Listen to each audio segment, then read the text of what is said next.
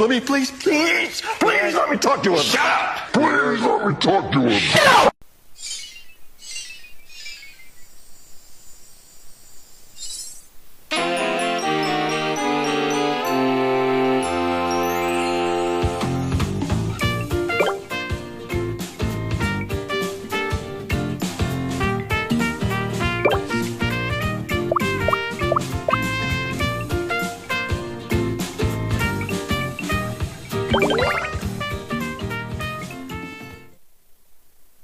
Hey there, Paper Mario fans. I'm not here to try and convince you that Sticker Star is a phenomenal game, because it isn't, but I truly believe this game doesn't deserve the slander and image that it's complete dog water, and isn't even worth playing. And trust me, I get why it's so disliked by the fans of the series, especially those of the earlier games. After Super Paper Mario, you wanted something that would return to the root basics, but already at this point the series was going in a different direction. As of right now, I've already played Super Paper Mario, Sticker Star, Color Splash, Origami King, and just recently finished a playthrough of the Thousand Year Door. So I'd say that I've played my fair share of the series, and all I'm here to do today is give an accurate review of Sticker Star as a fan. Also one that's not 40 minutes to almost 3 hours long. So let's get right into it. Is it amazing? No, of course not. Is it awful? Still no. Sticker Star sits somewhere between like a 5 or 7 out of 10 game. It does a good amount both wrong and right, however what it does wrong typically gets blown way out of proportion. By the time that Sticker Star came out, the series was already going in a different direction with Super Paper Mario, but earlier fans of the series wanted Sticker Star to be a JRPG, especially after Super wasn't exactly what they were looking for. And Sticker Star let down their expectations. Think of it like this, Sticker Star is more so a puzzle adventure game, and not as much a JRPG. Each level is just a puzzle on how to get to the comment piece. With that said, the main focus isn't on the combat anymore. Don't worry, I'll get to the issues on the combat in a bit. With the game giving limited inventory space, it makes you actually have to strategize what stickers you should be carrying. Also, just because the game allows you to play a certain way, doesn't mean that it's the only way. I bring this up because of a notorious sticker, the flashy Infinijump, where with a consecutive amount of properly timed jumps can deal 100 damage. So a player could essentially grab a bunch of these and have an easy time with most of the bosses in the game. And yes, that's a way you can play it, but at the same time, remember that's how you decided to play the game. Just because you didn't feel like giving it a chance to challenge you doesn't mean that it couldn't challenge others. Additionally, I've heard complaints about backtracking, but most of the levels aren't that long after you've already completed them once, and especially then you know what enemies to look out for. The game itself is the first one to be on a handheld, which I think should allow for some leeway in terms of the total size of the game. Regardless of all that, keep in mind that it's just a kid's game at the end of the day. If earlier fans of the series are too upset that it's too easy, well, that's what happens with games. They change. But also remember you've probably aged out of its central demographic. When I played Sticker Star, I was 11, and I will assume that some of those fans that played Paper Mario 64 or the Thousand Year Door were around the same age when they played those games. It would make sense why Sticker Star is too easy. Now you're probably in your 20s playing a game that's meant for young teens. Now let's get into the main strengths and weaknesses of the game, starting with the strengths. Sticker Star looks visually pretty good, given that it also came out within the first 2 years of the 3DS's release. Now, while they did go heavy into the paper aesthetic, I wouldn't necessarily say that it's a bad thing, and it can shine with its smaller details. Whether that's the clouds in the sky being connected with sticks, the coins in the levels that feel like they're built out of cardboard and paper, the way that the water looks in the harbor, and even the lighting in levels. Now, probably the strongest point of the game, its music. This game has by far the best soundtrack out of any of the Paper Mario series, and it's not even close. Just from the title theme alone should be a good indicator that this game has fantastic music. And it's not just one section of the game, it's the entirety of it. To name a few, the town, battle, harbor, and even boss themes.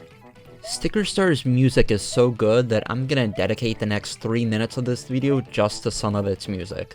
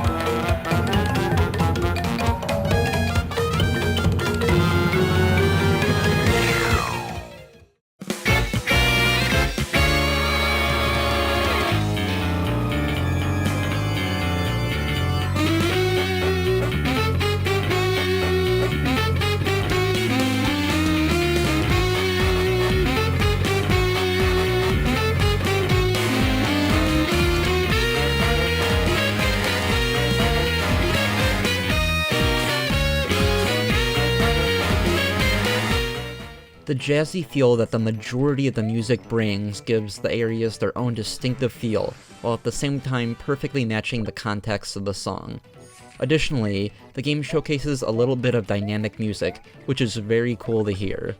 One example of this is that given how the map view takes the same core song, but changes it slightly depending on what part of the map you're on, like going from the forest world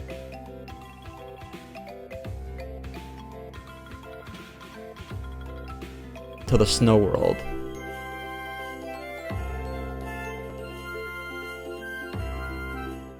Another nice example of it showcasing dynamic music would be the blooper boss fight. As each turn passes, the boss will not only clap along to the rhythm of the song, but the song will progressively change, having up to 5 different variations depending on the next incoming attack. In terms of the next strength of the game, that would be its charm and humor. Both of these come from many different little interactions that the player can come across in any part of the game. A few good examples of the charm in the game include hearing the Mariachi Shy Guy play along with the desert theme, finding a group of boos just for the battle to turn into a disco boo fever,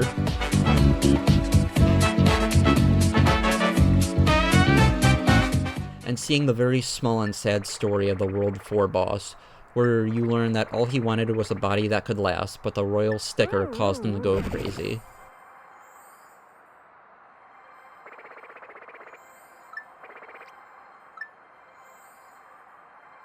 Additionally, as per all Paper Marios, it has its humor as well, and even though there might not be as many unique characters, that doesn't stop it from sticking out.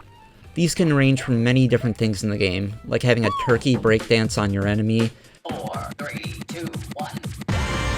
de-burritoing the starting town, the player causing a Rube Goldberg-esque reaction,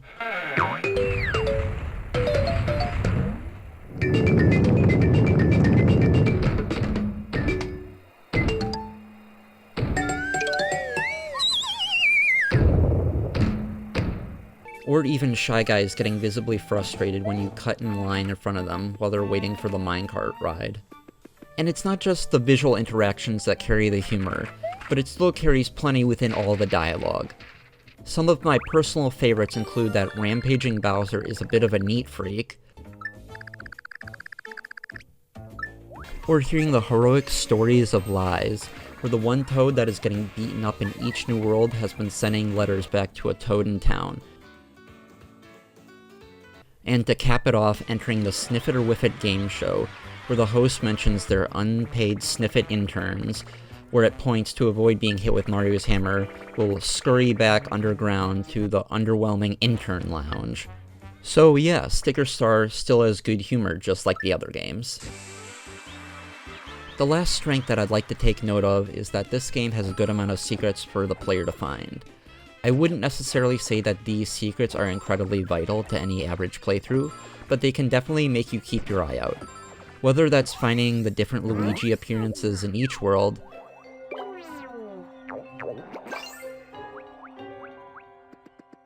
slipping off the back of Yoshi Sphinx and discovering a 5-up heart, or reading a reference to the Thousand Year Door sprinkled among a large trash heap. Overall, I'd say that there are enough strengths to keep it from being considered terrible and unworth a playthrough. That being said, I will now cover the weaknesses that the game clearly has. To start off with, story, or therefore lack of story. Sticker Star's story is just about as flat as Mario. Bowser does not speak throughout the entire game, and there aren't any interlude chapters. The most the game gives is a small story explaining how each boss got its powers. At least to its credit, it was probably doomed given how it had to follow up 3 strong stories of the games that came before it, especially with how Super Paper Mario had the best of the 3. Another major weakness of this game would be the characters. At most I'd say this includes Bowser Jr., Kamek, Wiggler, Kirsty, and a bunch of nameless toads. The majority of these toads all have the exact same model, with at most a change in color, an outfit or two, or one that's head is bent. With all of them having a similar model and with the game mainly relying on toads for interactions, it's understandable how the game is lacking in memorable characters. One more issue that I've seen is with complaints on the main companion character, Kirsty, and personally I've never had a problem with the character, but I do understand that her personality isn't gonna be exactly everyone's favorite, especially when it's the only ally that you have for the entire game. Continuing on, the environments are an additional weakness of the game. Sticker Star suffers from the classic Mario effect, where the main areas are grass plains, desert, forest, snow, and lava. I will say, just because the environments are bad doesn't mean that some levels aren't, but it does make it feel not that unique. Additionally, due to its simple nature, it can make levels feel the same without that much difference.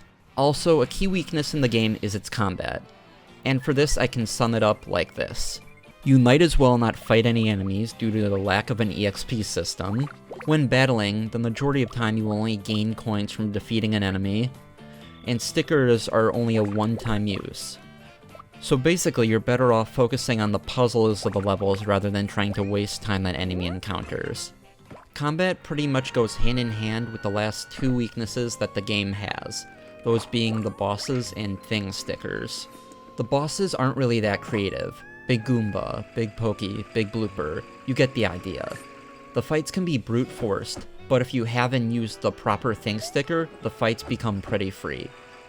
Additionally, some fights just straight up require the correct thing sticker or regular sticker, most notably of these being the Cheep boss, the second Bowser Jr. fight, and the final Bowser fight. Due to this nature of easier and required stickers, it tends to make the player look up a guide for fights instead of going into a fight they know they might not be able to win. In terms of the problem with thing stickers, besides the combat issue, they are required to solve puzzles throughout the game. Now most of the puzzles aren't too bad with thing stickers.